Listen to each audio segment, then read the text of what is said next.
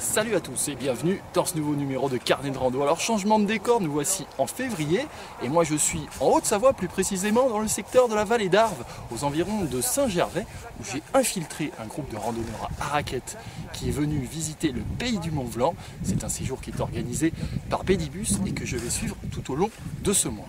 Une série de reportages inédites à découvrir ici au pied du toit de l'Europe, avec un premier volet aux environs de Megève. Allez, c'est parti, on suit le guide. Et notre guide, c'est Yves Jacquemot, un enfant du pays. Passionné de montagne et de nature, il éveille aujourd'hui le public à une meilleure connaissance de cet environnement en exerçant comme accompagnateur au sein du bureau des Contamines Montjoie. Un savoir qui commence par la découverte de la raquette. Donc il y a 6 crampons dessous qui sont très efficaces. On a une neige et une condition quasi idéale.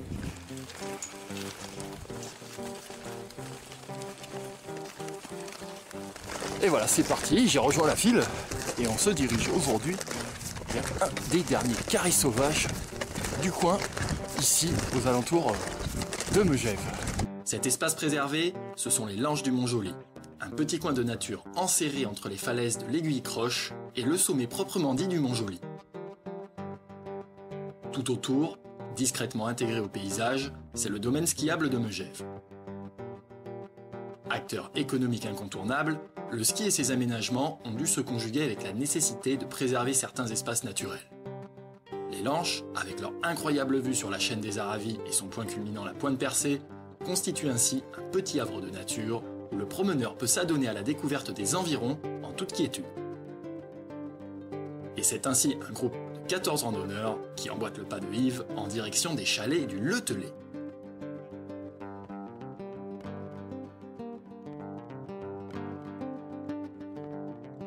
En milieu de matinée, le soleil commence à réchauffer les pentes orientées à l'est. Dans le bois des Covagnes que nous traversons, le mercure est encore en dessous de zéro. Il faudra attendre l'arrivée sur le plateau pour sentir ces rayons nous réchauffer. Ah, cette sortie sur le plateau, elle est tout simplement extraordinaire. Je vous laisse mesurer l'ampleur de ce panorama. Au nord, la combe du Planet nous apparaît entièrement, surmontée à l'horizon de sommets bien reconnaissables. Pas de doute possible, il s'agit bien du massif des Fises qui abrite le désert de Platée et tout là-bas, ce sont les pointes des Aillères et d'Anterne. Plus à l'ouest encore, ce sont les Aravis qui barrent l'horizon. Rien à redire, pour une première journée, on en prend plein les mirettes.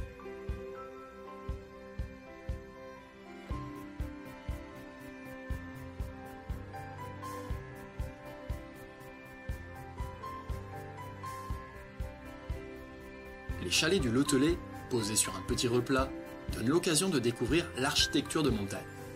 En fait, ici, on parle davantage de masos que de chalets. Jadis, on y entretenait les réserves, à part de l'habitation principale. Leur mode de construction n'utilisait pas de clous et leur permettait d'être entièrement démontés et remontés simplement par emboîtage de pièces de bois horizontales. Et dans le secteur, on trouve également la propriété d'un éleveur pas comme les autres qui élève des bisons. Yves, est-ce que tu peux nous en dire plus?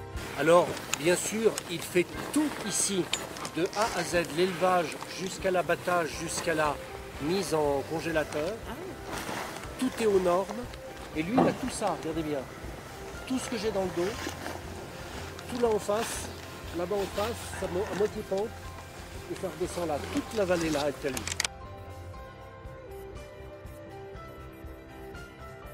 Bon, nous, on va attendre pour le steak de bison, car il reste encore un peu de chemin. Dans une neige au toucher absolument parfait, Yves fait la trace pour ramener le groupe vers la forêt. Il va être temps de laisser derrière nous les pentes du Mont-Joli pour entamer notre descente. La forêt est située à proximité d'une zone d'hivernage. Autrement dit, des endroits où la faune sauvage se retire pour être au calme. L'hiver, les animaux limitent au maximum leur activité pour éviter toute dépense d'énergie inutile. En pleine journée, ils sont plutôt difficiles à apercevoir et seules leurs traces dans la neige témoignent encore de leur passage. Les plus fins observateurs parviendront parfois à en repérer, comme ici ces 2 chamois aperçus dans la pente opposée. Observer les animaux impose de la rigueur, un œil de lynx, mais aussi et surtout du silence. Une dernière qualité mise de côté, le temps d'une descente où la forêt a retenti de bien étranges cris.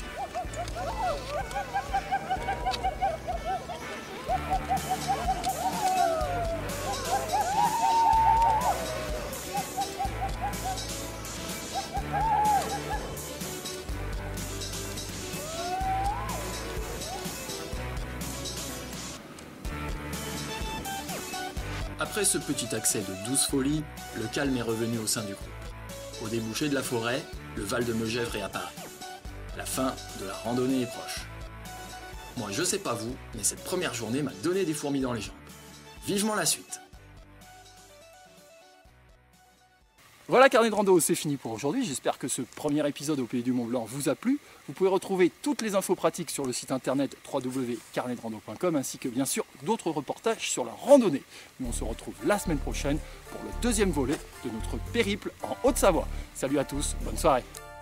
Dans le prochain épisode, nous ferons notre entrée dans la réserve naturelle des Contamines.